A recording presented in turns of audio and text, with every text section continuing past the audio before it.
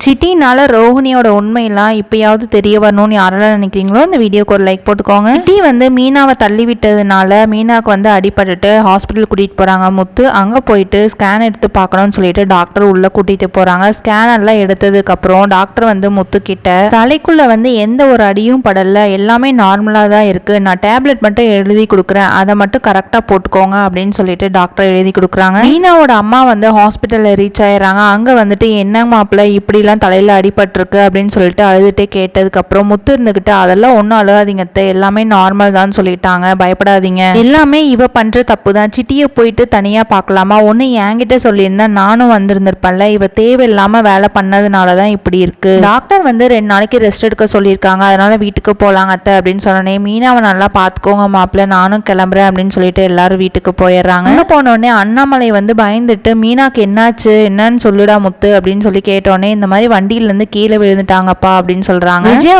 என்ன தலையெல்லாம் அடிபட்டிருக்கு, கட்டு போட்டிருக்க அப்படின்னு சொல்லி கேட்டோடனே அண்ணாமலை அதெல்லாம் ஒண்ணும் இல்ல, வண்டியில இருந்து கீழே விழுந்துட்டாலாமா, லைட்டா தான் அடிபட்டிருக்கு அப்படின்னு சொன்ன உடனே உன்னோட கண்ணெல்லாம் எங்க வச்சிருப்பா, வண்டியை பார்த்து ஓட்ட வேண்டியதானே அப்படின்னு சொன்ன உடனே முத்து இருந்துகிட்டு கண்ணெல்லாம் எங்க இருக்கும், மூஞ்சில தானே இருக்கும் அப்படின்னு சொல்லிட்டு நக்கலா பதில் சொல்றாங்க. அண்ணாமலை சாப்பிட்றதுக்கு நேரம் ஆயிடுச்சு, நம்ம கடையில ஆர்டர் போட்டுக்கலாம்னு சொன்னோடனே மீனா இருந்துகிட்டு எனக்கு அடியெல்லாம் அந்த அளவுக்கு படல, நானே போய் சமைக்கிறேன் அப்படின்னு சொன்ன உடனே விஜயா இருந்துகிட்டு அதெல்லாம் ஒண்ணும் வேணாம், உனக்கு தான் அடிபட்டிருக்கல, நீ போய் ரெஸ்ட் எடுக்க சொல்லியிருக்காங்கல்ல டாக்டர், நீ போய் 2 நாளைக்கு ரெஸ்ட் எடு, நானே சமைச்சுக்கிறேன் அப்படின்னு சொல்லிட்டு போறாங்க. எல்லாத்துக்குமே விஜயா சமைக்க போறது ஷாக்கா இருக்கும். மீனா போயிட்டு முத்து கிட்ட இங்க பாத்தீங்களா அத்தை என் மேல எவ்வளவு பாசம் வச்சிருக்காங்கன்னு சொல்லிட்டு எனக்கு அடிபட்டோடனே நானே போய் சமைக்கிறேன்னு சொல்லிட்டு போறாங்க பாருங்க. அதெல்லாம் ஒண்ணும் இல்ல மீனா, அம்மாவுக்கு நம்ம மூலியமா ஏதோ ஒரு ஹெல்ப் வேணும், அதனாலதான் அம்மா இந்த அளவுக்கு நம்ம மேல ஐஸ் வைக்கிறாங்க, அது தெரியலையா உனக்கு, அதெல்லாம் ஒண்ணும் இல்லைங்க, அத்தைக்கு இப்போ என் மேல கொஞ்சம் கொஞ்சமா பாசம் வருது, அதனாலதான் நீங்க பார்க்க தானே போறீங்க அப்படின்றாங்க. இன்னமா மீனா நீ அம்மா மேல